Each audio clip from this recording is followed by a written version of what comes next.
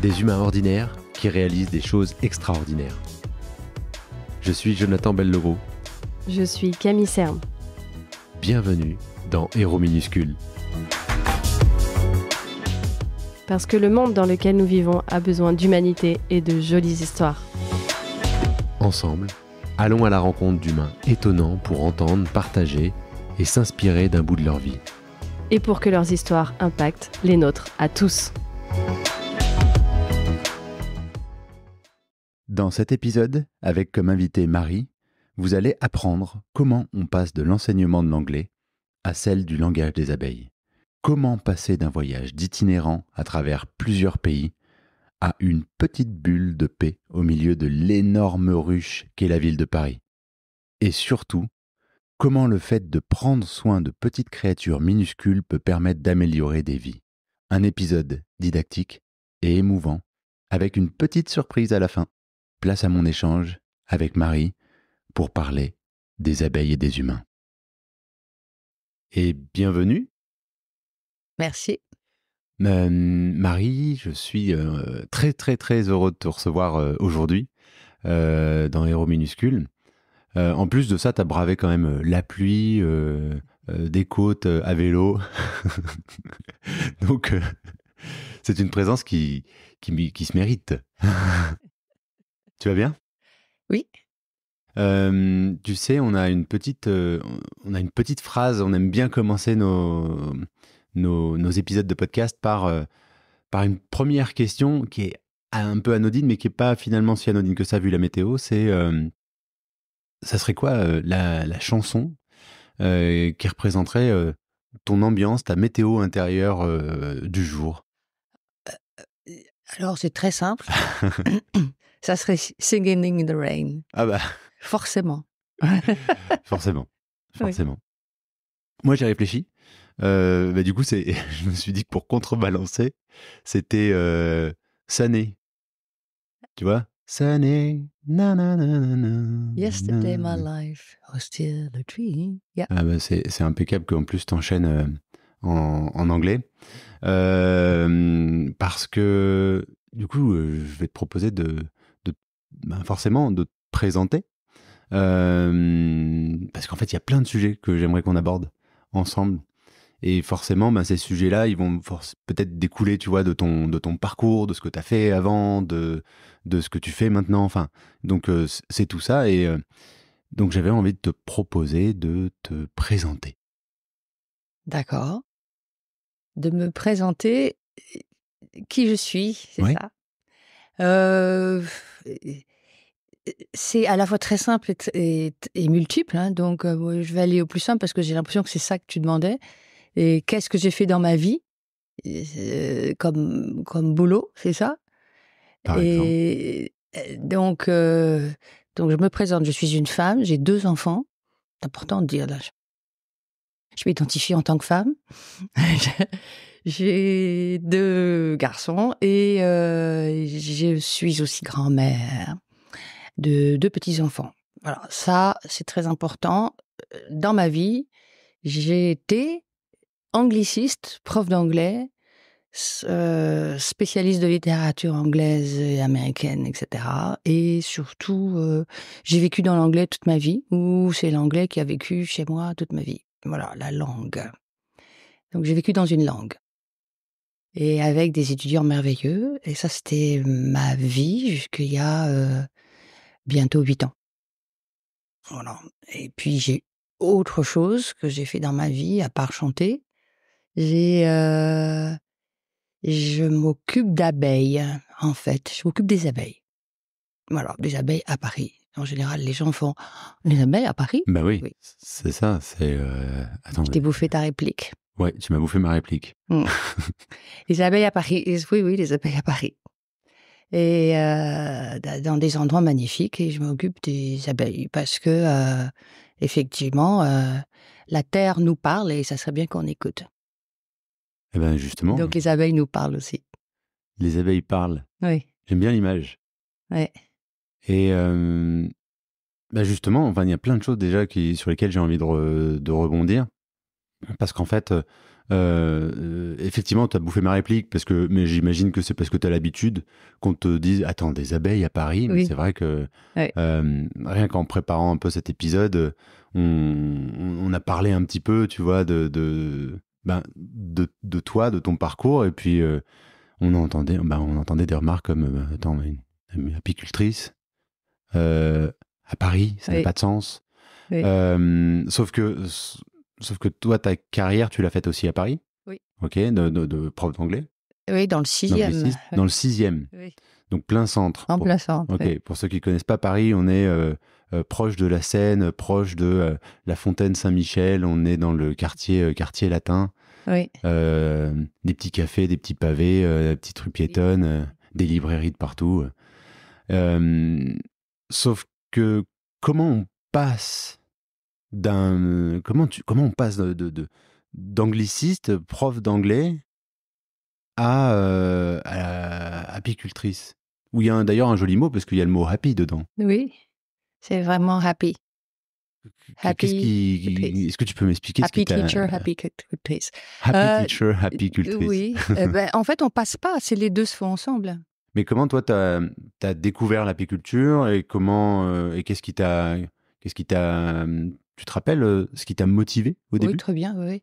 Parce que ça me motive encore, en fait. Donc là aussi, ça m'habite encore. C'est mon père était forestier. Il était ingénieur des eaux et forêts et il était passionné, pas que des forêts, et de la nature. Il était passionné en particulier des abeilles. Donc lui-même était un apiculteur amateur. Et depuis ma naissance, enfin depuis même avant ma naissance. Donc moi, j'ai vécu là-dedans avec toujours du miel à la maison et le sentiment que c'était absolument normal de s'occuper des abeilles. Donc j'ai fait un peu les récoltes de miel avec lui, mais pas beaucoup, parce que il se réservait ça à lui et à ma mère. C'est quelque chose qu'ils faisaient ensemble. Mais je savais qu'un jour, j'avais un rendez-vous avec ça. Donc un jour, j'ai eu rendez-vous avec ça et donc j'ai suivi les cours du Jardin du Luxembourg, qui sont des cours magnifiques, et il y a 20 ans. Et ça a été une, une vraie réponse à ce que je cherchais, d'être au cœur de la nature, dans Paris, au cœur de Paris, en train de m'occuper des abeilles, voilà, d'apprendre beaucoup. J'avais appris avec lui, mais là j'ai appris différemment, voilà. Et j'ai fait tout ensemble, c'est-à-dire que j'ai continué à m'occuper de Shakespeare, et quand j'avais fini avec Shakespeare, je lui disais: «Écoute, je vais voir les abeilles». Et il était d'accord. Et là, tu allais voir les abeilles Oui. au Luxembourg? Au Luxembourg, oui, oui, ça tombait bien, c'était pratique, c'était juste à côté de là où je travaillais, donc Bah un ouais. petit coup de vélo, puis c'était bon. Et ce qui est assez incroyable, c'est-à-dire que j'ai fait quelques petites recherches sur le rucher du coup du Jardin du Luxembourg. Je crois que c'est le deuxième plus grand rucher école d'Europe. Oui, deuxième plus vieux. Deuxième plus vieux. Oui. Ok. Le premier, c'est Vienne, et c'est 1856, en fait. C'est un rucher historique. Ah oui. On s'en doute pas. Alors pour ceux qui connaissent pas le jardin du Luxembourg, on peut un peu leur décrire. Bah tiens, Oui. puisque c'est un peu ton jardin, ton terrain de jeu, toi comment tu le décrirais, toi, ce parc-là que les Parisiens connaissent plutôt bien d'ailleurs, Oui, mais ils connaissent pas le rucher, par mais ils contre. connaissent pas le rucher. Non. C'est un grand parc historique, en fait, qui a 400 ans d'histoire, et qui est plein d'essences rares, et avec des endroits qui sont où le jardin est plus à la française, d'autres où le jardin est plus à l'anglaise, Mhm. donc plus libre. Bon, encore que ça reste très très normé. Voilà, il fait, je crois, 22 hectares. Et le tour du Jardin du Luxembourg fait 2 kilomètres. Et ça, je le sais parce que Ça, c'est précis. oui, parce que comme j'ai fait beaucoup de courses à pied, je me suis entraînée à cet endroit-là, bien avant d'y faire de l'apiculture. Je m'entraînais là, 2 kilomètres multipliés par 5, ça fait 10. Donc si je faisais 5 tours, je faisais 10 kilomètres. Voilà, je faisais de la course à pied. la longue distance. Dans une autre vie Dans une avant autre vie, l'apiculture. oui, avant l'apiculture. Oui, j'étais marathonienne. Marathonienne. Oui. Mais ça veut dire qu'à un moment donné, entre l'entraînement au Jardin du Luxembourg, puis l'apiculture au Jardin du Luxembourg, il faudrait peut-être qu'on appelle, il n'y a pas un directeur du Jardin du Luxembourg pour dire qu'il faut une statue ou au moins une plaque ou quelque chose comme ça? Il y a une conservatrice au Jardin du Luxembourg qui fait très bien son travail Ok. et elle n'a pas besoin de gens comme moi pour aller mettre des statues. Il y a toutes sortes de gens extraordinaires. Il y a Baudelaire. Il y a Baudelaire, bah voilà, une statue juste à côté de Baudelaire. Voilà, il y a la statue, une copie de la Statue de la Liberté. Il y a Beethoven aussi. Enfin non, il y a des... Tout un Non, tas ils de... n'ont pas besoin de moi là. Ouais, c'est vrai que c'est un parc, moi je trouve très, très doux, ce Ouais. parc. Ouais, il est très doux. D'abord parce Il qu'il est y magnifique. a plein d'étudiants qui sont juste à côté. Il y a plein de facs. Il y a la Sorbonne qui est pas très loin. Donc les personnes arrivent dans des grands fauteuils qui sont à disposition Oui. autour des fontaines, qui viennent bouquiner, qui viennent flâner. Oui. Oui, c'est extraordinaire, Et en la même, population du ouais. Luxembourg. et en même temps, pour moi, il y a aussi ces grandes fontaines où tu pousses des bateaux. Oui. En fait, tu mets des petits bateaux en voilier, là, comme Oui. ça. Donc c'est plein de... Ouais, c'est un bel endroit. Ah, ça marche très bien, les petits bateaux. C'est un bel endroit. Et du coup, il y a 20 ans, donc toi, tu rentres finalement dans l'apiculture en prenant des cours. J'ai pris les cours, oui, Ouais. comme tout le monde. Oui. Ok, donc ça s'apprend, ça s'enseigne. Comment on devient apiculteur? On peut devenir apiculteur cet après-midi. C'est-à-dire, tu peux devenir apiculteur si tu veux. Tu peux décider que tu es apiculteur. Aller t'acheter une ruche et décider que tu es apiculteur. Tu ne le seras pas, mais il n'y a pas de législation. Ok. Mon père disait il faut 10 ans pour faire un apiculteur minimum. Mhm. C'est-à-dire pour avoir l'expérience et comprendre ce qui est en train de se passer. Encore que de toute façon, on ne comprend jamais complètement. Je pense que c'est ça qui est merveilleux, c'est qu'on découvre tout le temps. Absolument tout le temps. Et que si on fait une bêtise, elles savent. Et Elles savent. elles savent. Ouais. Donc, on suit les cours et puis on est humble devant ce qui est en train de se passer, c'est-à-dire tout ce vivant extrêmement organisé, structuré, assez mystérieux, mais qui est là et qui est plus fort que toi, de toute façon. Bah, justement, en plus, c'est hyper, comment dire, impressionnant pour certaines personnes. Tu vois, les abeilles. Donc, j'imagine qu'on va en parler un peu plus tard. Mais moi, l'histoire de bien comprendre. Mais comment tu deviens quand tu es à l'école d'apiculture, ça se passe comment? Tu vois, t'es à une table, t'es à une chaise, tu regardes des PDF. Et finalement, est-ce que ça s'apprend un peu comme l'anglais, enfin, ou à l'école, tu vois, de manière standard, ou est-ce que ça s'apprend Ça s'apprend comme l'anglais ou comme n'importe quelle langue, parce que c'est une langue, en fait. Tu apprends autre chose, tu apprends un dialogue, un discours, une langue, la façon dont elle communique. Et donc, petit à petit, tu tombes dedans, quoi. C'est une musique, mais c'est une musique différente, mais ça s'apprend. Et encore une fois, je dis, ça s'apprend avec beaucoup d'humilité et beaucoup de simplicité, parce que c'est complexe aussi.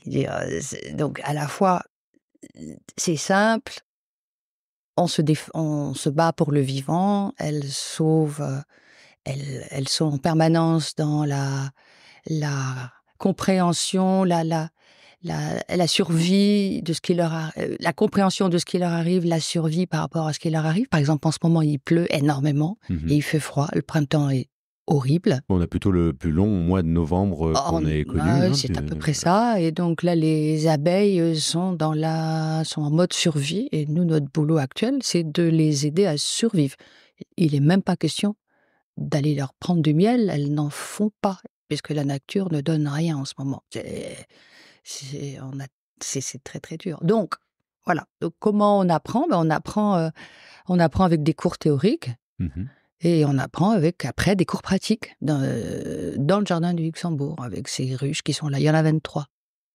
Donc, il y a 23 ruches. Oui, c'est beaucoup. Ouais, c'est beaucoup. C'est un très joli rucher, il est magnifique.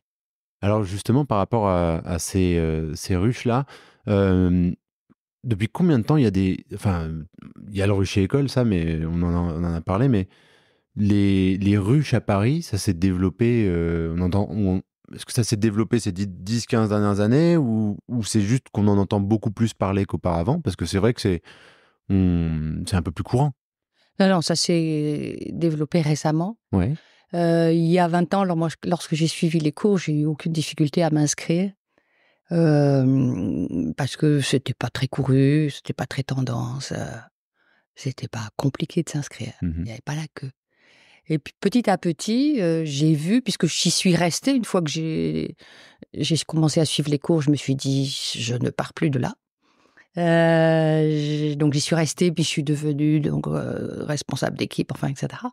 Et on a vu arriver des gens, très différents de ceux qui étaient là lorsque moi je suis arrivée. Des gens beaucoup plus jeunes, avec presque la parité entre femmes et hommes. Et donc les queues se sont allongées pour s'inscrire, au cours. Et on forme là, 75 personnes par an, à peu près. Ah, quand même. Oui, oui, et qui suivent les cours, avec nous. Est-ce que ces gens-là vont devenir apiculteurs? Ouais, Non. c'était la question. Ta question, c'est qu'est-ce que ça donne, par rapport heu, à ce qui se passe dans Paris là? C'est sûr que dans Paris, comme dans Londres, comme ailleurs, dans les grandes villes, il y a plein d'abeilles. Il y a beaucoup, beaucoup plus de ruches qu'avant. On n'a pas de chiffre précis sur Paris, c'est au moins 2000. 2000 ruches. Oui, quand j'ai commencé, je pense qu'il y en avait 400, à peu près.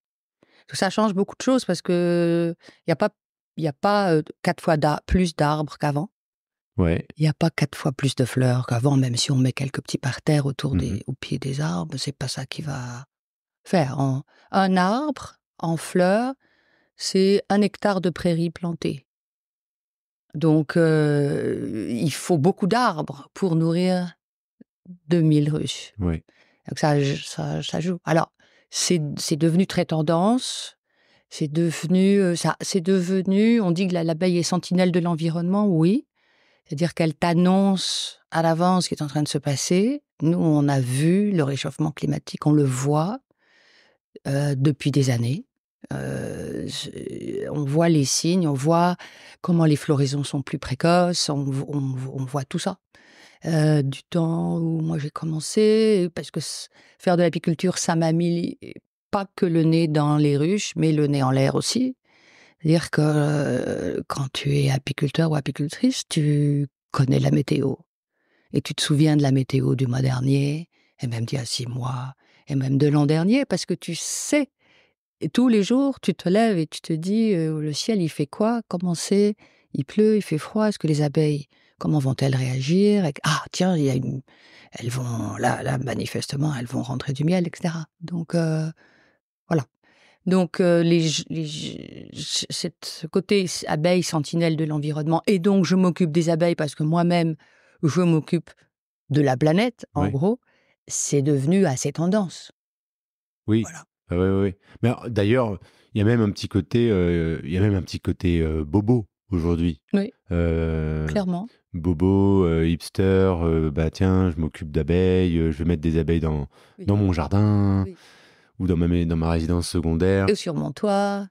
et sur mon toit. Oui. Hem, Ça passe pas trop. Ça, il y a une vingtaine d'années, c'était pas là. Non. C'est-à-dire que non seulement, les abeilles sont sentinelles de l'environnement, mais toi, tu es un peu sentinelle de l'environnement aussi, en levant le nez en l'air et en consultant la météo et en étant attentive à ça. Mais en même temps, ça t'amène à voir des changements dans la société. Ah oui, complètement. Parce qu'il y a 2000 ruches supplémentaires, par exemple, à Paris, t'évoquais, et, euh, et en même temps, il y a de plus en plus de monde et d'apiculteurs. Est-ce que est-ce que on devient apiculteur aujourd'hui pour être apiculteur et se dire tiens, c'est un peu classe, je suis apiculteur, ou C'est pas longtemps ça. est-ce qu'on en fait vraiment est-ce qu'on en fait quelque chose? Est-ce que par exemple euh, ça amène une implication supplémentaire? Ah, il y a 2 choses. D'abord le côté, un peu flambant comme ça dure jamais parce que c'est du travail. C'est beaucoup, beaucoup de travail, s'occuper des ruches, des abeilles, s'en occuper correctement, les suivre, c'est du boulot. Donc, ceux qui font ça juste pour une espèce d'étiquette comme ça ne marche pas. À la première ruche qui perd, à la première colonie qui s'effondre, la première maladie qui frappe une colonie, ils sont perdus. Donc, ça marche pas. Par ailleurs, l'autre partie de ta question, c'est est-ce que ça rend les gens plus conscients des choses? Oui, certainement. C'est-à-dire que des fois, c'est simplement une réponse à des questions qui se posaient. Et est-ce que pour autant ils vont devenir apiculteurs ou apicultrices? Pas forcément. Tout le monde, sur les 75 qu'on reçoit par an, c'est un rucher qui est géré par une société savante. 19e, il y avait plein de sociétés savantes. Et Très donc élégant, très classe comme ça. C'est la Société centrale d'apiculture, qui est une très vieille dame, et qui est une société savante où on pouvait aller suivre les cours, les dames allaient suivre les cours, ainsi que les messieurs, en costume, en robe jusqu'aux pieds, et puis un petit voile sur la tête pour suivre des cours de façon très digne. Bon, donc cette société savante est devenue quelque chose de très vibrant, avec plein de jeunes, avec des gens de mon âge qui essayent de passer le flambeau. Mais cette société savante, tient le coup aussi parce qu'il y a des jeunes, ou des gens qui eux-mêmes vont faire ce que j'ai fait, c'est-à-dire se dire je suis là, je reste parce que c'est trop bien. Voilà. Je vais continuer à apprendre et à travailler là bénévolement. Là, est-ce que ces gens-là deviennent... Donc, ta question, est-ce qu'on devient apiculteur ou apicultrice après? Non, pas forcément. On peut s'engager dans, par exemple, la Société centrale d'apiculture. On peut décider de monter un rucher quelque part ou participer à un rucher quelque part. Ou on peut juste porter la bonne parole et garder l'esprit ouvert par rapport à ce qui se passe. Et puis, voilà, ça peut être une connaissance pour soi. Ouais. Qui est très importante. Mais bon, je veux juste dire que le cas de Paris n'est pas le seul cas. À Londres, il y a à peu près 2 fois plus de ruches qu'à Paris. Comme il y a plein de petits jardins, les gens... il y a beaucoup plus de parcs aussi, donc il y a beaucoup plus d'occasions de mettre des ruches. Moi, j'ai des amis apiculteurs à Londres qui ont retiré leurs ruches parce que ça commence à faire beaucoup. Ils les ont mises ailleurs que dans les villes, que dans la ville. Alors, justement, c'est surprenant parce que on imagine des ruches plutôt à la campagne, dans la montagne, dans ce genre d'environnement beaucoup plus éloigné de l'urbanisme. Ouais. Là, tu me parles de Londres, Berlin, que ce soit Berlin, il y en a Paris, New York. Oui, chez toi. C'est pas là où on s'attend à trouver des ruches. On se dit pas, attends, je vais prendre du miel de Paris. On se dit c'est pollué, on se dit c'est bruyant déjà. Enfin, qu'est-ce qui fait qu'on a autant de ruches dans les villes justement? Et est-ce que le miel, il est quoi? Il est bon? Oui, il est excellent. Ouais. Le miel est excellent. Le miel urbain n'est pas un miel qui reçoit la pollution urbaine, en fait. On retrouve peut-être 2 ou 3 choses qui viennent de la pollution urbaine, mais pas beaucoup de choses dans le miel. Non, c'est pas ça. Si les ruches sont placées dans des parcs ou dans des endroits avec moi, j'ai envie de penser. Je pense à un rucher que j'ai, non pas que j'ai, mais dont je m'occupe dans le 19e arrondissement. Là, c'est un petit endroit, c'est un petit jardin partagé. Il y a des arbres. C'est un peu loin de la circulation. Ça se passerait bien, non? Alors, je crois que la surprise, maintenant, je crois que les gens sont plus surpris, sont habitués. Moi, il faut faire attention à séparer 2 choses. Par exemple, à Paris, 2 types d'environnement. À Paris, il y a une petite ceinture où il y avait le train qui passait, Ouais. le chemin de fer de Petite Ceinture, qui ne passe plus. À cet endroit-là, il y a énormément de buissons, de petites fleurs complètement anodines qui sont là. Et c'est un endroit extrêmement bon pour tous les insectes, parce qu'on ne parle pas que des abeilles. Et moi, j'ai un ami qui a des ruches à Ménilmontant, près du chemin de fer l'ancien chemin de fer de Petite Ceinture. Euh, Elles font du miel magnifique. Donc il faut que les abeilles soient installées, et c'est très bien pour la ville, pour la pollinisation des arbres de la ville. Il faut qu'elles soient installées dans des parcs où il y a des arbres. Les abeilles sur les toits, c'est autre chose. Ça, c'est donc la deuxième partie que je voulais expliquer. Les abeilles sur les toits, moi, je trouve que c'est compliqué parce que c'est souvent dans un environnement un peu minéral. Mhm. Et elles sont c'est presque, c'est parfois pour la vitrine, quoi. Voilà. Mais j'ai fait ça, j'ai monté 2 ruchers sur les toits mais ça ne m'intéresse plus là, parce que je trouve que non, ça va à l'envers de ce qu'on veut. Moi, les ruchers, les ruches là, il faut qu'elles soient, et je ne parle que pour moi, il faut qu'elles soient dans des jardins Ok. avec des arbres. Ouais, parce que pour la vitrine, tu veux. Qu'est-ce que tu entends par là? Pour la vitrine, ça veut dire que il y a beaucoup d'entreprises qui mettent des abeilles sur les toits via des entreprises dont c'est le métier d'ailleurs de faire ça, de poser des ruches sur les toits. Et ça donne une bonne image à certaines entreprises. Ça leur donne une coloration un peu verte, un petit peu écolo, en disant on a des abeilles sur les toits. Et voilà. Ouais, c'est un peu le greenwashing de l'abeille. Et du greenwashing. Ok. Bee-washing, greenwashing, oui. Ce qui est rigolo, c'est que justement, je voulais te poser la question sur les valeurs ou les convictions. Enfin, on les entend dans ton discours parce que tu vois, tu parles d'humilité. Tout à l'heure, tu as fait tu t'es reprise en disant j'ai un rucher, puis après tu t'es immédiatement reprise en disant le rucher dont je m'occupe. m'occupe, oui. Et je voulais revenir là-dessus parce que c'est pas toi qui fais le miel, Exactement. mais pourtant c'est toi qui t'occupes des abeilles. Oui. Tu disais que il faut les aider à survivre. Oui. C'est tes ruches, c'est pas tes ruches, c'est tes abeilles, c'est pas tes abeilles, c'est quoi? Enfin, tu vois, Ouais. c'est quoi? C'est les valeurs, C'est une excellente question, en fait, parce que les gens me disent « Oh, t'as des abeilles?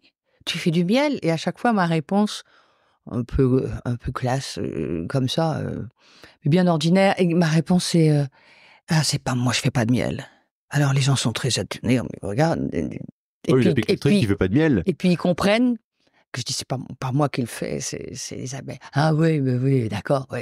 Mais t'as du miel. » Je dis « Oui, oui, mais c'est le miel des abeilles. » Et apicultrice se traduit en anglais par beekeeper. Et je trouve ça plus joli. Parce que c'est pas de la culture que je fais, effectivement, je préfère être gardienne des abeilles, beekeeper, plutôt que apicultrice. C'est plus facile. Enfin, je trouve que ça correspond bien à ce qu'on fait, ce que je fais, et d'autres apiculteurs et apicultrices autour de moi font sur Paris. On garde les abeilles, donc on s'en occupe, mais elles s'occupent de nous aussi, parce qu'elles nous font du bien quand on s'occupe d'elles. Ça, c'est toujours la même histoire. Mais oui, on s'en occupe, on fait attention à elles, etc. Mais c'est elles qui font le miel, c'est elles qui décident, c'est elles qui font tout. Hein. Ça. Toi, tu es keeper. Ah, me keeper. Ok. C'est ça. Je suis la gardienne bienveillante, bénévole et qui ne compte pas son temps, mais c'est pas que ce soit incroyable que je compte pas mon temps. Quand on est avec les abeilles, on compte pas son temps. Il y a une suspension du temps quand on ouvre une ruche. Ouais. Et ça, tout apiculteur ou apicultrice te le dira. Tu ouvres une ruche, tu es hors du temps. Le temps, t'es dans le temps des abeilles.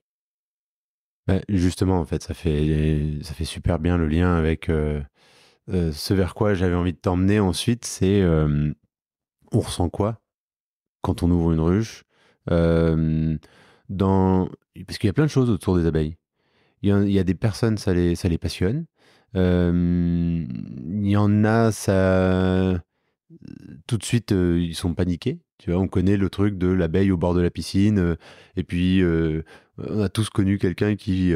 ah, attends, au secours, C'est plutôt des guêpes. ça pique. Alors, ouais, mais souvent, il y a un amalgame d'ailleurs entre les guêpes et les abeilles. Donc, ça peut autant faire peur que fasciné, quoi. On pense à Winnie l'ourson et tout. Mais quand on est en train d'ouvrir une ruche, on ressent quoi? On entend quoi? On voit quoi? Ah, c'est une grande question et c'est la plus pertinente qui soit. Alors, qu'est-ce qu'on... Quand on ouvre une ruche, euh, encore une fois, je pense qu'on se met à l'écoute de ce qui se passe. On a tous les sens en éveil. Je vois bien ce que ça me fait à moi, dans l'état dans lequel ça me met. On a tous les sens en éveil, c'est-à-dire qu'on entend le bruit qu'elles font et en ouvrant la ruche, on sait au bruit s'il y a quelque chose qui ne va pas. Il y a quelque chose qu'on sait. Après, on va vérifier si oui ou non on ne s'est pas trompé. Mais en général, en ouvrant, on sait. Et parfois, il suffit d'ouvrir, on entend le bruit, on regarde comment ça se passe, on peut refermer, on sait que ça va. Et puis parfois, non. Donc, mais cette autre chose que je voulais dire, c'est dans quel état ça met. Puisque tu parlais de peur. Mhm. Oui, il y a des gens qui ont peur, ça c'est sûr. Je rappelle quand même qu'autour de la piscine, c'est des guêpes. Parce que les guêpes savent nager, les abeilles ne savent pas nager. Donc c'est les guêpes qui vont chercher de l'eau autour de la piscine. Et en plus, elles peuvent piquer plusieurs fois parce qu'elles ont un dard rétractile, les guêpes. Donc elles peuvent te piquer plusieurs fois. L'abeille, elle te pique, elle meurt. Donc elle fait attention quand même. Elle va pas... va pas te piquer pour rien, Elle quoi. va pas faire n'importe quoi. Non, elle va pas faire n'importe quoi. Mais par rapport à ce que tu disais de la peur. Alors moi, j'ai plus peur. Mhm. Je sais pas si j'ai jamais eu peur. En tout cas, j'ai appris à travailler suffisamment doucement, sans essayer de ne pas les déranger. J'avais un grand maître en apiculture qui m'a appris beaucoup de choses au jardin du Luxembourg, qui me disait il faut que les abeilles se rendent compte que tu es là au moment où tu fermes la ruche. Ah, c'est joliment dit. Ouais. Donc, tu ouvres, elles sont occupées à ce qu'elles font et toi, tu regardes juste quelque chose que tu veux vérifier, si la reine pond bien, etc. Ah, elles se rendent compte que tu es là, tu fermes. Bon, et ça, cette phrase-là, je l'ai toujours gardée. Je trouve ça très, très important. Ça veut dire beaucoup dans l'approche que l'on essaye d'avoir par rapport aux ruches, par rapport aux abeilles elles-mêmes. La peur, dominer la peur, je trouve ça très intéressant parce que quand tu rentres quand tu ouvres une colonie, tu as à peu près 40 000 abeilles. Ça peut être 60 000 en 40 saison. 000. Bon, de toute façon, entre 40 000 et 60 000, je pense qu'on ne saurait pas faire la différence. Donc, tu es obligé de faire très, très attention. Mhm. Aussi bien de faire attention pour ne pas les abîmer, c'est ce que je viens de dire, ne pas les déranger trop. Mais aussi faire attention à toi parce que un geste, quelque chose qui pourrait effectivement les inquiéter terriblement, et elles peuvent se mettre à t'attaquer. C'est possible. Donc, c'est une espèce de respect mutuel. Attention. Et ça demande une capacité, une espèce de capacité d'attention et d'abstraction de tout ce qui se passe ailleurs, qui, pour moi, ressemble à une méditation. Mhm. D'ailleurs, t'entends plus, en fait. Oui, peut-être qu'il se passe des choses autour, mais là, ce qui est en train de se passer, c'est la seule chose qui compte, ce qui est en train de se passer. Ça fait une espèce de... dans la tête, c'est extraordinaire, et ça, tout le monde le vit. Autour de moi, même après 20 ans, 30 ans d'expérience, tu ouvres une ruche, tu peux pas penser à la note d'électricité. Mhm. C'est pas possible. Et donc, dans le cerveau, ça fait à la fois un tel vide et un tel plein que tu peux sortir d'une visite de Ruge, fatigué physiquement, mais moralement, il y a quelque chose qui s'est passé, qui fait que tu as déconnecté de plein de choses. Et c'est là-dessus qu'avec un ami qui s'appelle Rémi, qui est médecin, on a réfléchi à ça et on s'était dit, très fiers de nous, on s'est dit on va essayer de voir si ça marche pour des gens qui seraient en syndrome post-traumatique. Et on a monté il y a 6 ans un rucher où on accueille les gens qui sont en syndrome post-traumatique, des exilés, des migrants, et à qui l'apiculture finalement fait du bien. On croyait qu'on était extraordinaire et qu'on avait tout inventé. En fait, l'armée américaine a inventé ça dès 1918 pour ces soldats qui rentraient très abîmés de la guerre, Ouais. de la Première Guerre mondiale. Et ils les mettaient à se reconstruire, à se réparer dans des fermes et à faire de l'apiculture. Donc voilà. Alors là, on ouvre tout un autre chapitre. C'est il y a 6 ans, parce que il y a 6 ans, vous lancez ce projet avec... On finit la 6e année, Ok. la Avec 6e saison. Rémi, c'est ça? Avec mon ami Rémi, oui. Ok. Oui. Qu'on salue. Qu'on salue, oui. Alors le stress post-traumatique, est-ce que pour ceux qui sauront pas forcément de quoi on parle, est-ce que toi tu peux donner quelques éléments dessus? Il serait mieux à même d'en parler, mais parce qu'il est médecin. Mais et le stress post-traumatique, c'est un état dans le corps, dans lequel le corps et le mental se trouvent après un choc, un traumatisme. Donc là, c'est assez évident. On accueille dans ce rucher qu'on a appelé le rucher solidaire, qui se trouve au plein cœur de Paris, on accueille des gens qui sont des migrants, des exilés, des réfugiés, etc., qui viennent de partout. On a bien au moins 13 pays en tête, là, 13 nationalités. Et les gens sont tous... Il y a quelque chose qui les a abîmés et qui a créé ou crée des dégâts ou des répercussions dans le corps. Mhm. Donc créer mais c'est pas de ça dont je parle là. J'ai créé des répercussions dans la tête, dans le cerveau, dans le mental. Donc avec des gros problèmes cognitifs, des gens qui ont perdu la mémoire ou plutôt que dont la mémoire s'est arrêtée sur un événement traumatisant. Et puis des gens qui effectivement ont connu la peur et la connaissent encore.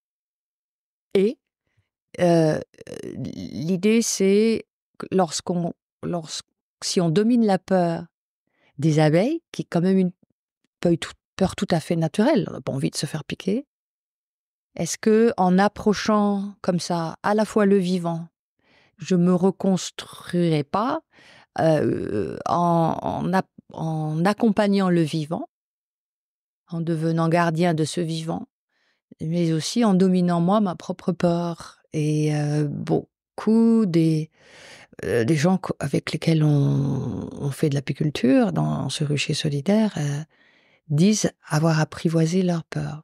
Si j'apprivoise cette peur-là, eh ben j'ai plus peur, j'apprivoise les autres aussi. Ouais, parce que là, c'est... En plus, le mot apprivoiser, moi, ça me fait penser au Petit Prince. Ouais. C'est le passage avec le renard, c'est-à-dire qu'un peu... où il propose de s'approcher pour s'apprivoiser. Donc, t'apprivoises les abeilles, t'apprivoises ta peur, t'apprivoises les autres aussi. Ces personnes-là, alors, au-delà des 13 nationalités, d'où elles viennent? C'est par des associations qui Oui. les accueillent que Oui. vous Oui. que vous retrouvez en relation? Oui, par les associations humanitaires ou des centres médicaux où ces gens-là sont référés et donc rencontrés et à qui on leur propose d'essayer ça. Donc on a là, je dis 13 nationalités, mais en fait, C'était l'année dernière, là, j'ai pas refait le compte, mais c'est des gens qui viennent d'Afrique, francophones, anglophones, qui viennent d'Afghanistan, qui viennent d'Ukraine, qui viennent du Népal. Enfin, c'est des fracassés Mhm. et qui gardent un grand sourire parce qu'ils Ouais. sont ici et qui essayent de se reconstruire. Voilà. Ah, on imagine. Ça doit être des parcours de vie innommables. Oui. Oui. Et du coup, ils ont quel âge? T'as des... Là, on peut avoir des gens qui ont 50 ans. Ouais. Et puis la semaine dernière, dimanche dernier, on a accueilli une jeune personne qui avait 21 ans. D'accord. Voilà. Et donc c'est très très ouvert. Ouais. Ouais. Et on a des hommes et des femmes. Ok. Et la barrière de la langue. On fait comme on peut. Et Ça donne quoi? Eh ben, il y a 6 ans, on a commencé avec simplement des gens qui venaient de pays dont nous pouvions parler la langue, c'est-à-dire l'Afrique francophone ou l'Afrique anglophone. Et puis après, on a des gens qui ont eu envie de se joindre à nous, de donner de leur temps et de nous donner leur savoir et leur savoir-faire pour traduire. Donc on a maintenant des traducteurs. On a une dame cette année qui traduit pour les gens qui arrivent d'Afghanistan, parce qu'elle est elle-même iranienne et elle est multilingue et elle est elle-même traductrice. Et donc, donc on a des traducteurs et les cours sont faits multilingues. Voilà. Ça, c'était à inventer, mais c'est fait. Voilà. On Donc, a un petit livret même qu'on a fait traduire et qui récapitule les cours et qui est multilingue aussi. Ouais.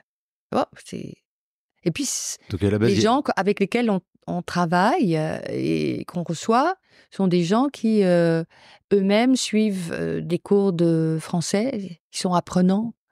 Parfois, ils ne parlent pas la langue du tout. Et puis après, petit à petit, via tous les centres humanitaires, etc., les associations, ils prennent des cours. Et puis petit à petit, ils apprennent. On se débrouille.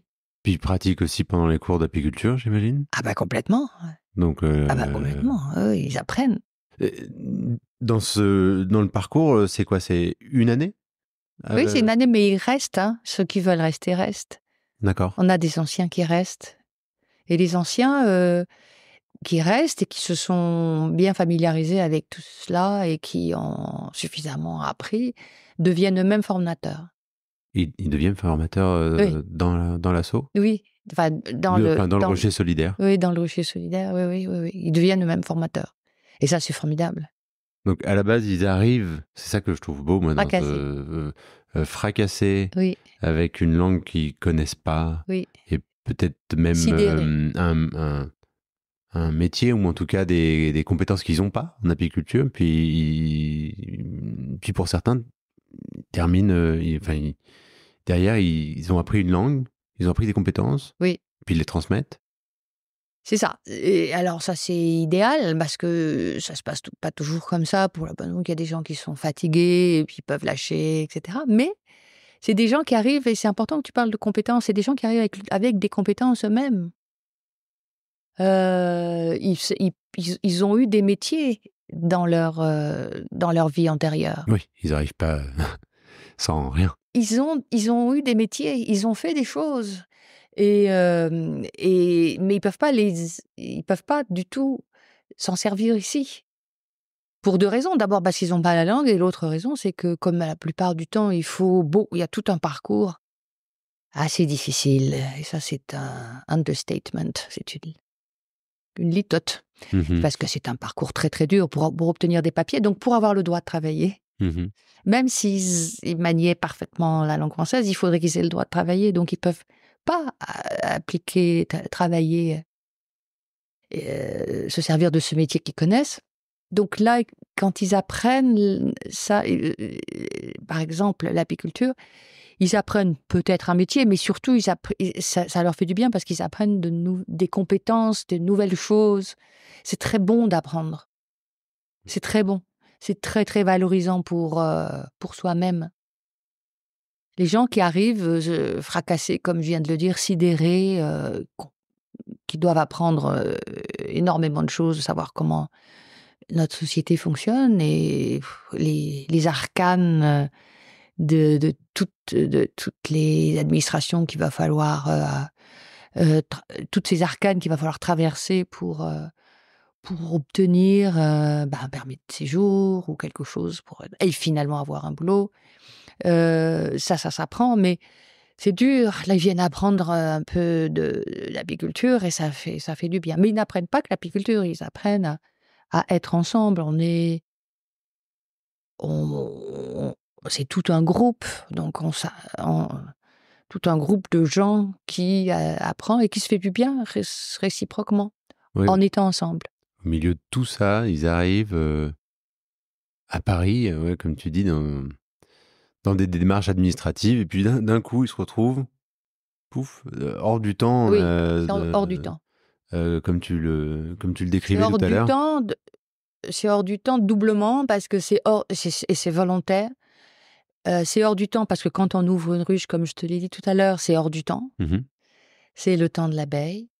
Et c'est aussi un peu hors du temps parce que le lieu que nous avons trouvé est un jardin privé, un très très beau jardin d'1 hectare au cœur de Paris avec plein d'arbres, qui est protégé et qui est complètement hors du temps un peu. Donc, on ne va pas dire où c'est, ou c'est secret. Non, moi je veux bien le dire, c'est le rucher solidaire des missions étrangères de Paris, c'est rue du Bac. C'est dans un jardin splendide, rue du Bac, où c'est juste à côté du Bon Marché, là. Derrière le Bon Marché, oui. Donc ce rucher est accueilli là et a été accueilli là il y a 6 ans, pour le plus grand bonheur des uns et des autres. Voilà. Et là, il y a plein d'arbres. Et juste à côté, il y a Matignon, il y a les 110 tilleuls de Matignon qui donc nourrissent bien nos abeilles. Il faut que Matignon continue avec ses 110 tilleuls. Ils sont magnifiques, les tilleuls de Matignon. Merci, les tilleuls de Matignon. Oui. Toi, de cette expérience, ça fait 6 ans. S'il y avait une expérience, anecdote ou histoire que tu retiens qui t'a le plus touché, ça serait laquelle ? Il y en a beaucoup. Il y a cette jeune femme qui est arrivée et qui ne souriait pas et elle était dans un état de détresse terrible. Elle avait laissé des enfants au pays, enfin, etc. Il fallait qu'elle sauve sa peau et qui petit à petit s'est ouverte. Et on a vu les premiers sourires apparaître, etc. Et puis qui, petit à petit, est devenue une très bonne apicultrice. Elle n'en fait pas son métier, mais qui est installée maintenant à Paris, en banlieue parisienne, et qui maintenant s'est reconstruite suffisamment pour avoir un petit garçon de 2 ans. Voilà. Et je pense à une autre femme, puisqu'après tout, je pense à des femmes là. Et parce que on y pense souvent. Les exilés qui viennent, je disais tout à l'heure, quand ça se passe bien, parce que ils viennent, ils ont des gros soucis, ils ont des maladies, ils sont fatigués, la vie a été très très très très dure. Donc parfois ils viennent pas. Et puis cette jeune femme à laquelle je pense écrivait la première année des textos en disant « Ah, je ne suis pas bien, je ne viendrai pas aujourd'hui ». Et à la fin de la première année, elle arrivait en disant, en personne, en disant « Je ne suis pas bien, c'est pour ça que je suis venue aujourd'hui ». Et ça, c'est extraordinaire, c'est-à-dire qu'elle avait compris que ce lieu-là, au lieu de faire cette démarche, c'est une démarche, bon voilà, il faut se déplacer, il faut prendre le métro, des fois il n'y a même pas de ticket. Bon, il faut arriver jusque-là, et cette démarche, il faut la faire. C'est un effort si on ne va pas bien, mais elle avait compris que venir, ça lui faisait plus de bien que rester chez elle. Elle est maintenant avec nous, elle va très bien, elle est devenue instructrice et tout va bien pour elle. Elle ne fait pas d'apiculture, elle fait de la coiffure. Mais voilà, donc ça, c'est des histoires, mais des histoires comme ça, on en a plein. J'ai choisi 2 femmes parce que je crois que c'est important de le noter. Dans ce rucher-là, il y a effectivement et des hommes et des femmes. Mhm. C'est important. Ouais, ça fait plusieurs fois que je le dis. C'est un sacré changement de point de vue dans sa tête, d'arriver à se dire, bah tiens, Complet. c'est très inspirant parce que c'est quelque chose qu'on oublie, mais souvent, je sais plus quel acteur j'ai vu qui disait ça, je crois que c'est Ferrari, je crois, qui disait, ben en fait, quand on va pas bien, on n'a pas, on a du mal à dormir, on devrait pourtant dormir, Oui. on a du mal à manger correctement, puis du coup, pourtant c'est exactement ce qu'on devrait faire, on Oui. devrait sortir et parler Oui, et bouger, et en fait, exactement tout ce qu'on n'a pas envie de faire, il faut le faire. C'est exactement. exactement ça qu'il faut faire pour C'est pouvoir exactement ça. et donc sortir, voir du monde, trouver un endroit où tu te sens bien, alors que ce soit à Paris ou à Paris dans un jardin à faire de l'apiculture ou mettre tes baskets pour aller courir ou Tout à fait. Mais ça demande de la force de mettre les baskets et d'aller courir quand on va pas bien. Et de la même façon que venir au rucher solidaire, parce que les gens que nous accueillons, les exilés, ils habitent pas le cœur de Paris. Mhm. Ils ont parfois 1 heure et demie de transport à faire. Bien sûr. Ils sont en banlieue, ils sont dans des foyers en banlieue, donc le temps de venir, c'est long. Parfois, ils ont 1 heure et demie pour venir, et puis ils repartent avec 1 heure et demie, mais ils viennent quand même. Et parce que l'effort est là, et ils savent qu'en arrivant, ben, ça va leur faire bien. Enfin, le peu qu'on peut faire, hein, il faut le faire. Hein. C'est... Ça, c'est...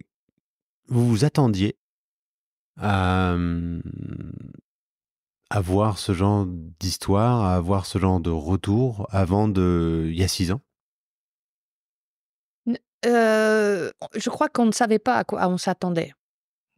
On savait juste qu'on avait une idée comme ça et qu'on voulait la mettre en pratique. Rémi, et c'est lui qui est venu me chercher parce que moi j'accueillais de temps en temps des femmes, beaucoup de femmes, que les associations m'envoyaient dans le petit rucher dont je m'occupe dans le 19e. Parfois des associations de quartier me disaient: est-ce que tu veux accueillir quelques femmes? Là, ça va leur faire du bien.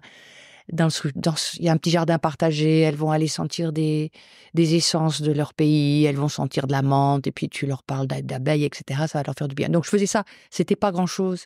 Mais Rémi, sachant ça, lui-même travaillait auprès des exilés, soit dans des centres d'accueil, soit en tant que médecin, dans des endroits médicalisés, soit sur le trottoir, même quand les gens se retrouvent à vivre juste sur le trottoir, comme à Jaurès à un moment donné. Bon. Et l'idée lui est venue comme ça, il est venu me chercher, j'ai dit oui. Donc est-ce qu'on s'attendait à ça? Non, on émettait des hypothèses, et surtout on savait qu'on avait envie de faire quelque chose. Et on a commencé à 2. Et là, nous sommes beaucoup plus nombreux. On a des travailleurs sociaux qui se joignent à nous chaque fois qu'ils le peuvent. On a des médecins qui sont maintenant avec nous, des jeunes internes qui finissent. On a même une jeune interne qui est en train de faire sa thèse sur nous et sur le rucher solidaire, parce que justement, alors on aura des indications à ce moment-là parce qu'elle elle va mesurer, en fait, parce qu'il y a des outils pour mesurer la croissance du bien-être ou le mieux-être ou Oui. le moins mal-être. Mm. Et donc elle va, elle va la soutenir dans pas très très longtemps. Sa thèse nous donnera sans doute des éléments de réponse à ça. Nous, on ne savait pas. La seule chose que nous savions, et là, moi, c'était vraiment fondamental, c'est que je voulais pas d'un rucher anecdotique. C'est-à-dire que je voulais pas effectivement de quelque chose qui allait faire juste une vitrine. Donc, c'était pas possible de faire, par exemple, un rucher sur les toits, etc. Et nous voulions un rucher central. Enfin, un endroit central. Parce que lorsqu'on est exilé, lorsqu'on est déplacé comme ça, on est souvent à la périphérie. Ouais. Et d'ailleurs, la mairie de Paris nous avait offert des terrains, la possibilité d'avoir des terrains en périphérie. Et là, j'avais dit merci, mais on avait dit non. Et on était un peu exigeants, mais finalement, on a eu raison, puisqu'on a trouvé cet endroit au centre, mais avec des vrais arbres. C'était tout ce qu'on savait. Puis après, l'idée a fait son chemin. On a eu toute une équipe d'amis apiculteurs qui ont dit « Mais est-ce qu'on peut venir vous rejoindre ?» Donc de 2, on est passé à 10. Et puis après, on a eu des travailleurs sociaux qui nous ont rejoints parce qu'on en avait besoin, des traducteurs, comme je l'ai dit tout à l'heure. Donc ça a fait boule de neige et on accueille et puis ça tourne. Mais est-ce qu'on s'attendait à ça? Non. Quand on se dit que c'est déjà la 6e année, on est content. On est content. Il y a de quoi. Là, en tout cas, à entendre, c'est épatant. Oh, c'est surprenant, ouais. On essaye.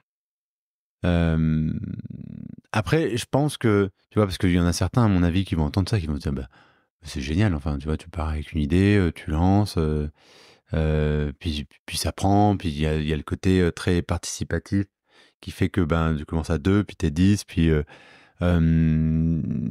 mais il y a dû avoir plein de défis, il y a dû avoir des grains de sable dans la machine, par exemple, la recherche pour les terrains. Moi, demain, je cherche un terrain pour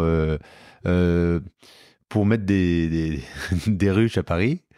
J'appelle qui? Je fais quoi?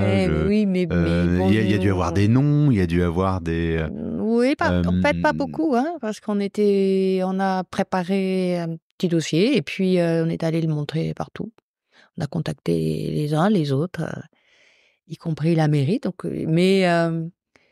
et puis, je crois que ça a été un moment où les choses se sont bien rencontrées, une bonne conjonction de choses, de gens qui ont trouvé que c'était bien. Voilà, là, ça a été ça. Moi, je pense que on a eu beaucoup de chance parce que on a été accueillis dans cet endroit-là par des gens qui nous ont accueillis les bras grands ouverts et en disant « vous faites confiance, allez-y ».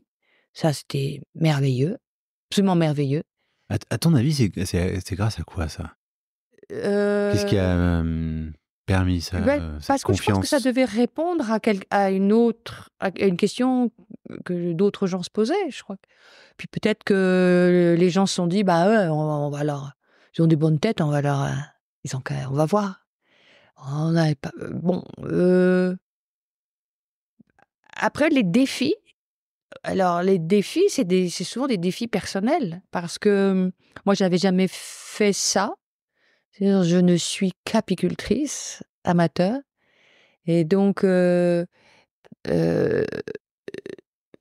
m'engager dans une démarche comme ça avec des gens abîmés, des gens sidérés par la vie, des gens en rupture de tout, perdus. Moi, c'était pas mon métier. Et ça, il faut y aller tout doucement. Ça s'apprend. Il faut y aller tout doucement. Il faut être sûr de se poser soi-même dans où est sa place. Je ne suis pas médecin, donc je ne peux pas répondre en tant que médecin. Je ne suis pas travailleuse sociale, donc je ne peux pas répondre sur les questions de ce que j'ai appelé tout à l'heure les arcanes administratives. Mais je suis humaine, donc je peux répondre, je peux juste à la fois donner le savoir, partager, ça c'est pour moi, j'ai toujours fait ça, donc ça c'est pas compliqué. Prof j'ai été, prof je suis encore, donc ça c'est sûr. Mais être juste une humaine, mais comme tous les autres autour de moi dans l'équipe, avec intérêt pour l'autre et empathie, quoi. Et parce que là, moi, je ne crois pas du tout au mot héros. Donc, je ne suis pas une héroïne, nous ne sommes pas des héros. Nous, vraiment, je vais chanter comme Balavoine. Mais par contre, nous sommes des humains. Donc, on fait ce qu'on peut, avec beaucoup de modestie et surtout en apprenant tout le temps. Et la deuxième chose qui me semble importante, on apprend tout le temps. Et la deuxième chose qui me semble importante, c'est que faire ça nous fait du bien à nous. Bien sûr.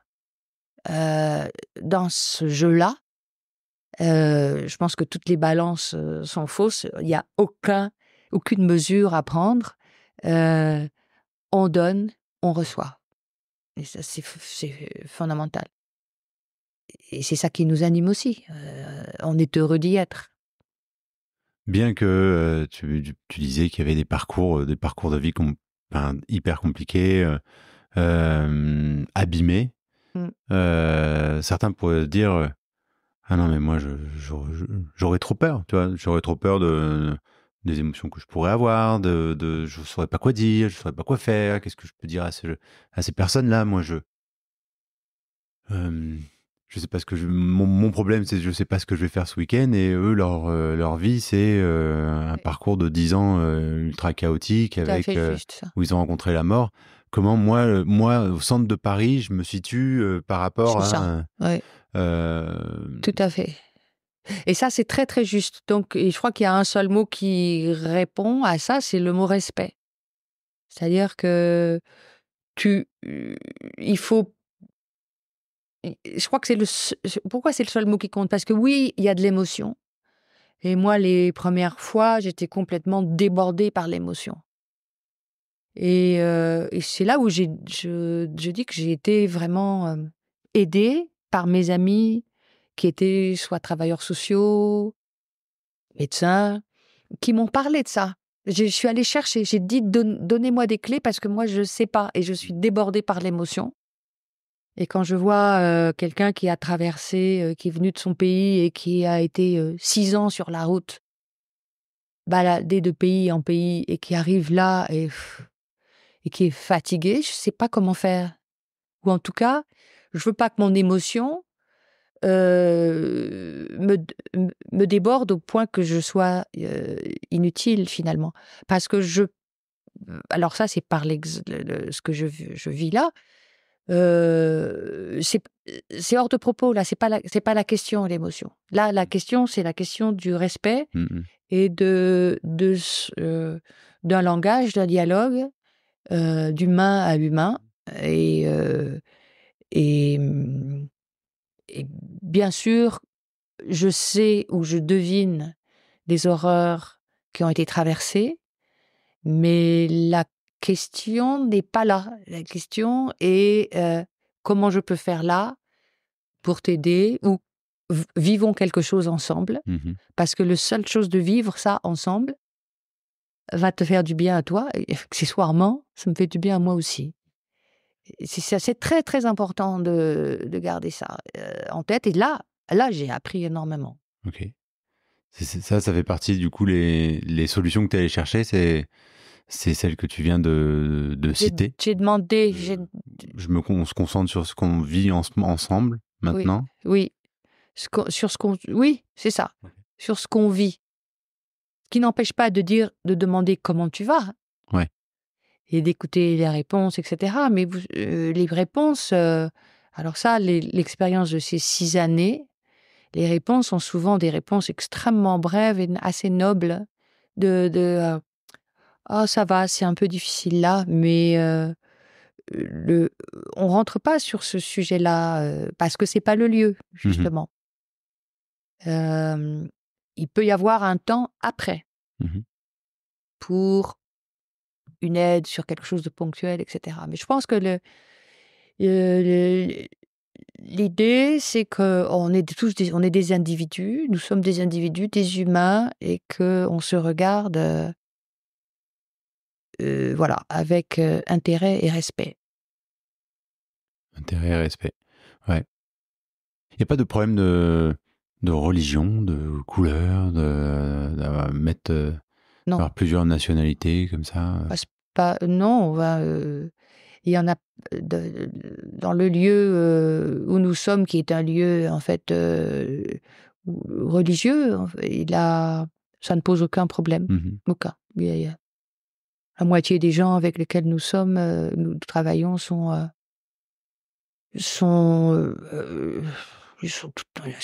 toutes religions. Mhm. La moitié doit être musulmane. Mhm. Mais bon, non. Ok. Il y a plein de leçons, j'imagine, à tirer de ça. Toi, s'il y en avait une que tu tires du lien entre l'apiculture, donc tout un autre univers que celui qu'on connaît, euh, et, euh, et le travail avec ces personnes-là, quelles leçons tu retires, toi?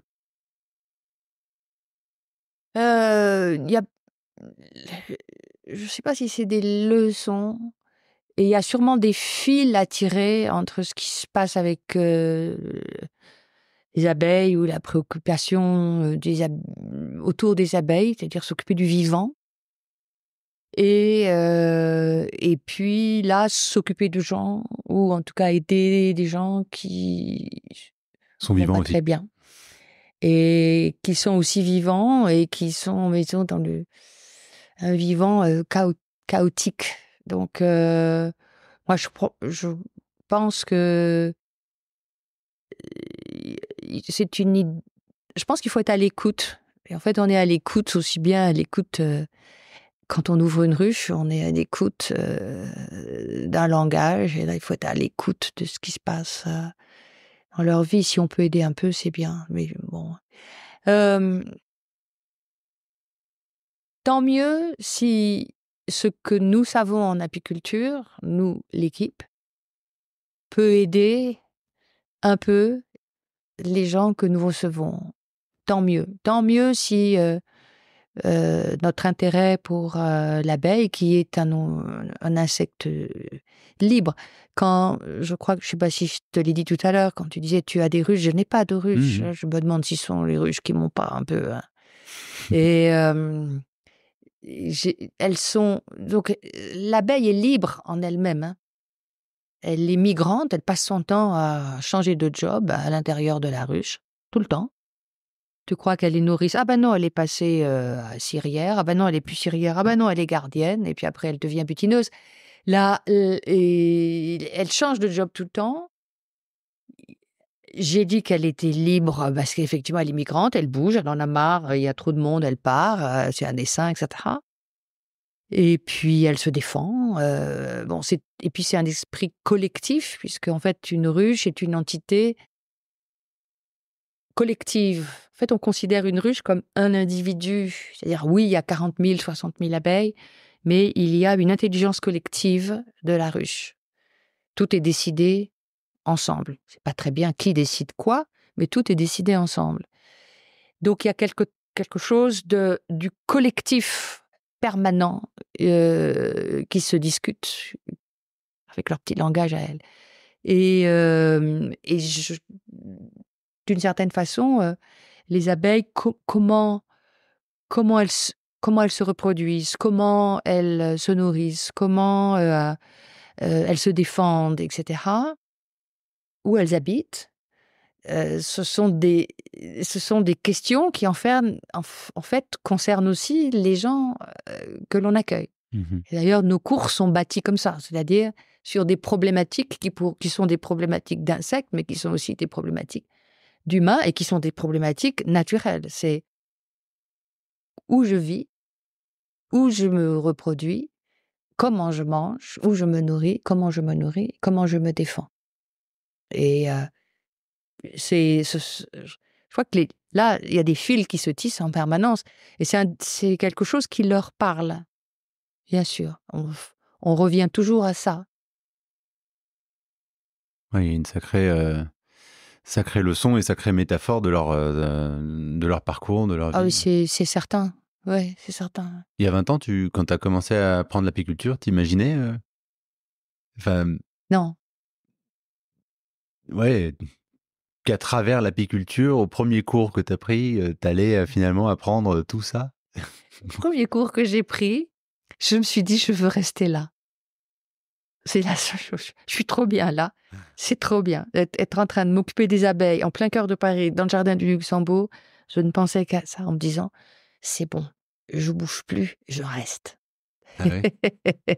Et puis parce que j'ai rencontré des gens merveilleux qui m'ont appris plein de choses avec une générosité, extraordinaire. Mmh. Enfin, l'apiculture, c'est de la transmission. Il y a des vieux apiculteurs qui donnent des choses qui informent et qui donnent des trucs. Tu sais, on dit toujours 10 apiculteurs, 11 solutions. Mmh. On a tous nos solutions. Ouais. Donc, ça discute. Moi, là, j'étais très, très bien à apprendre des choses. Je suis passée maintenant au stade où c'est moi qui transmets beaucoup, beaucoup, beaucoup. Et on me demande: «Ah oui, tu ferais ça comme ça?» Oui, bon. Mais voilà, la première fois, non. Là, ça n'allait pas plus loin que ça. Mais c'est bien, c'est bien. Mes enfants étaient très, très inquiets lorsque, j'ai arrêté d'enseigner, il y a bientôt 8 ans. Ils étaient très inquiets parce qu'ils se demandaient, elle aime tellement ce qu'elle fait comme en tant qu'enseignante, comment elle va faire après? Comment elle va faire? Pourvu qu'elle ne nous fasse pas une dépression. Voilà, je crois que la réponse est là. Non, elle a monté un rucher solidaire en plein cœur de Paris depuis 6 ans qui, aide les gens à Ouais, enfin, je suis pas seule, hein. ouais, ouais, ouais, tu pas seul, tu pas seul. Il y a toute une équipe derrière, qu'on salue d'ailleurs, Oui, s'ils écoutent. on accueille des gens nouveaux Hem, tout le temps. ouais, extra. Ce qui est marquant, je trouve, dans ton histoire, c'est là, d'autant plus que au moment où tu en parles, tu as les yeux qui brillent quand tu évoques la première fois où premier cours où tu t'es dit: «Je veux rester là».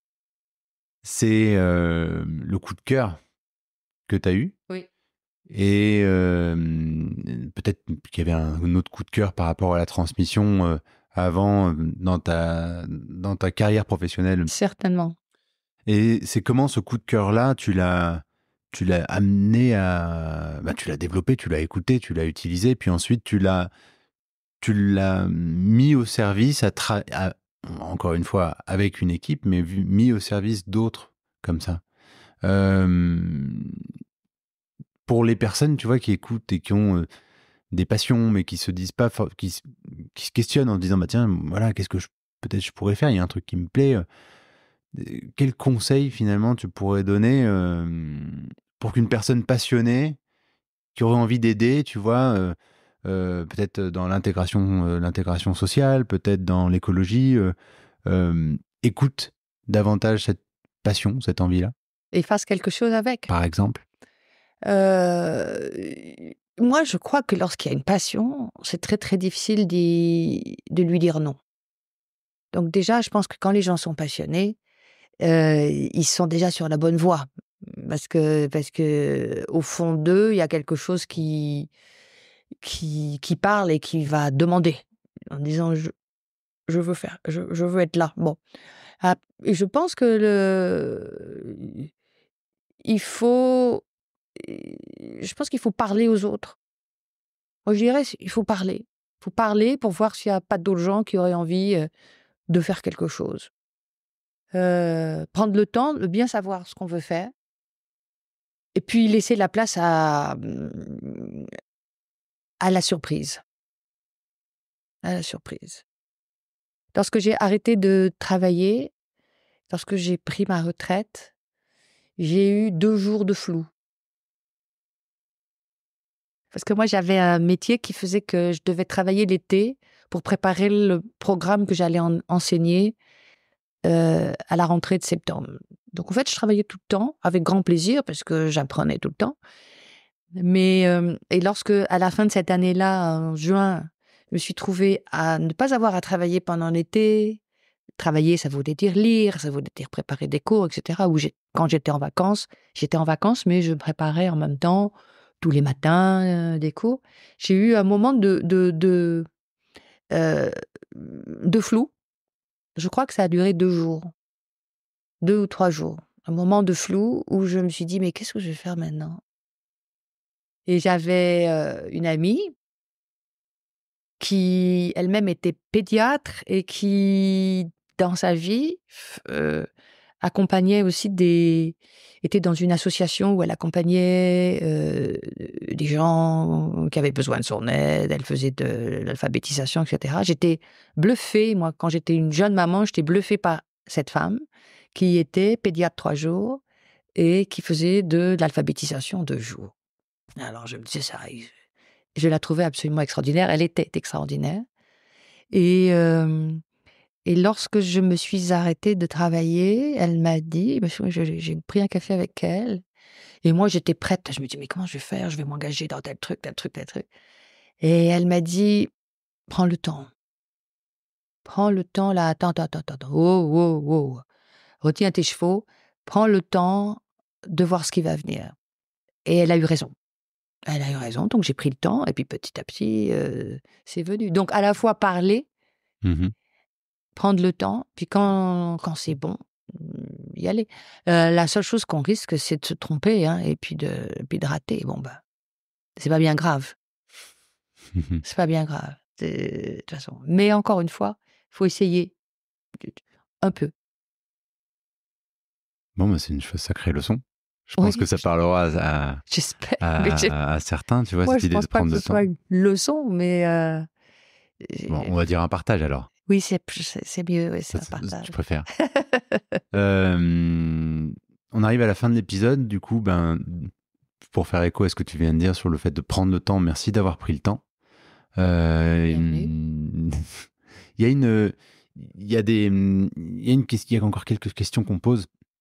On aime bien, puisque maintenant on a passé ce moment ensemble, tu vois un peu comment ça se passe, et on a évoqué plein de personnes aussi autour.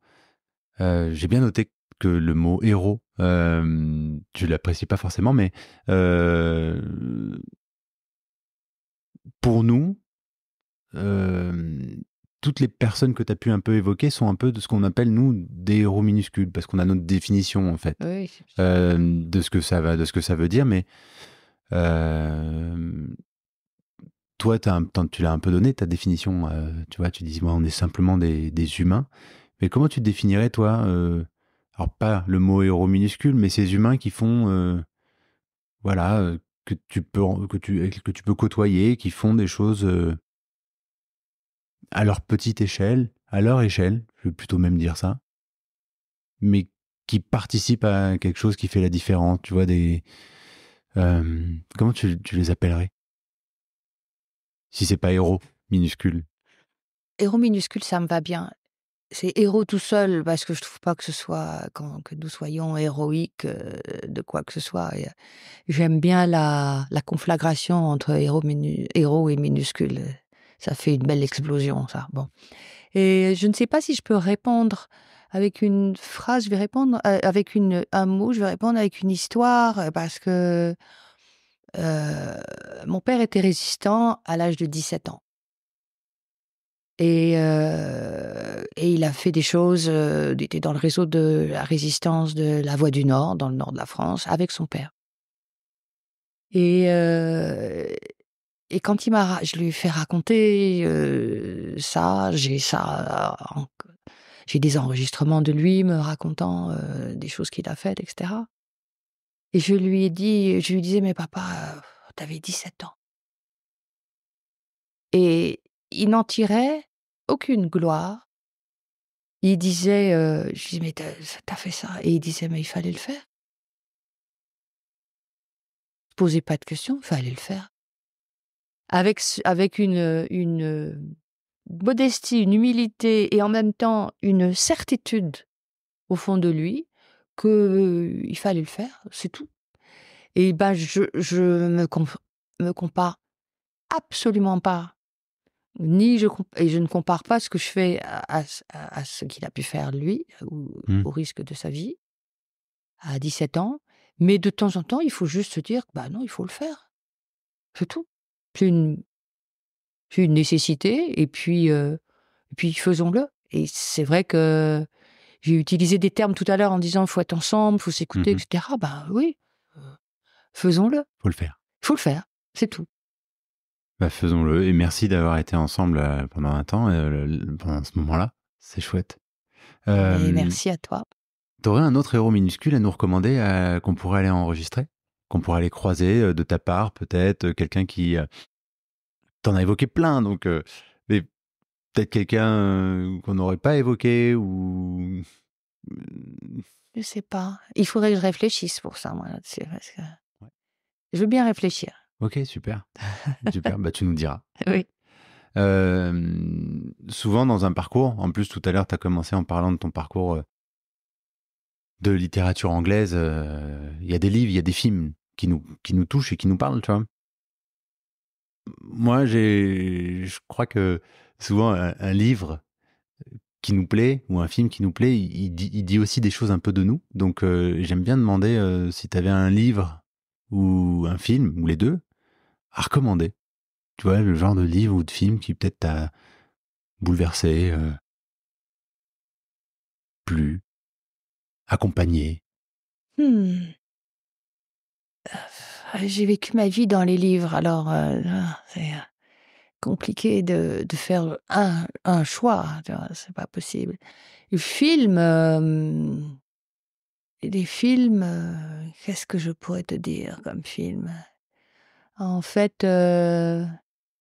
c'est drôle parce que je n'attendais pas cette question, et en fait, en t'écoutant, j'avais une musique dans la tête qui montait et qui était la musique de Chariots of Fire, des chariots Les de chariots de feu. feu, ouais. Et c'est ta ta ta ta ta. Et en t'écoutant, je me disais, il me parle d'un film, en fait, un film qui m'a beaucoup, beaucoup, beaucoup touchée, c'était effectivement ce film-là, Les chariots de feu, pour tout. Et ça, pour l'énergie, pour faut tenter, Mhm. pour, j'imagine, l'ex-marathonienne Oui, parce que que je fus. ça parle de Que coureurs je anglais. suis, pardon. Oui, ça parle de coureurs, oui, et c'est magnifique. C'est un exploit personnel qui finalement a des répercussions sur la société autour de lui. Donc c'est peut-être, je ne sais pas pourquoi, soudain il m'est monté là, tin, tin, tin, tin. Et, parce que c'est aussi, je crois, je ne sais pas si c'est encore ça, c'était la musique qu'on nous mettait au départ du marathon de Paris. On faisait un départ, le marathon de Paris, à l'époque, les moins de 20 ans ne peuvent pas connaître. On montait le départ se faisait sur l'avenue des Champs-Élysées, et juste au moment du départ, on nous mettait c'est la musique de Chariot de feu. Ouais. Genre, allez-y. Genre, c'est parti. Et ça marche. Ouais, c'est pas anodin, c'est un super film, hein. Moi, je me rappelle l'avoir vu quand j'étais Oui. plus jeune.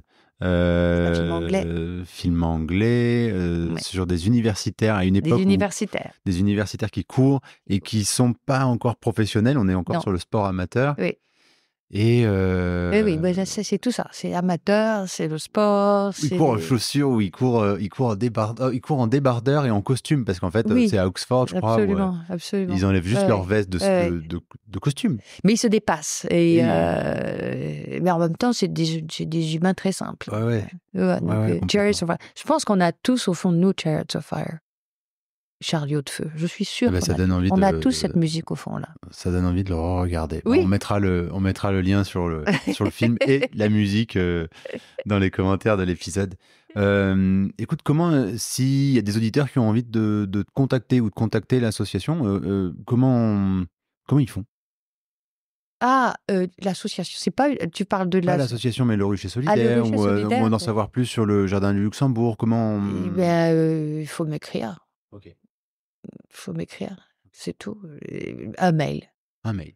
Oui. Ok. Bon, on pourra mettre Et j'ai pas répondu à un truc, parce que je pensais à ton choix de livre. Ah, ouais, je me suis demandé si tu me faisais comme le héros minuscule, genre je réfléchirai plus tard. Non, je peux. Oui, là c'est trop compliqué. Enfin, mais je pensais à un livre absolument extraordinaire d'un auteur américain qui vient de mourir, qui s'appelle Paul Auster. Le livre s'appelle The Book of Illusions, c'est le livre des illusions. Et c'est un livre que je recommanderais, qui est absolument extraordinaire, dont je ne peux pas raconter là l'histoire, mais qui raconte à la manière de Paul Auster, comme il le faisait si bien, comment les chemins de la vie peuvent bifurquer au hasard d'une rencontre, d'un événement qui arrive, d'un choix, oui ou non, je choisis quoi ce matin, et comment ces événements de la vie font. Paul Auster travaille là-dessus, sur le hasard, et sur comment la vie se fabrique justement avec ces hasards de rencontres.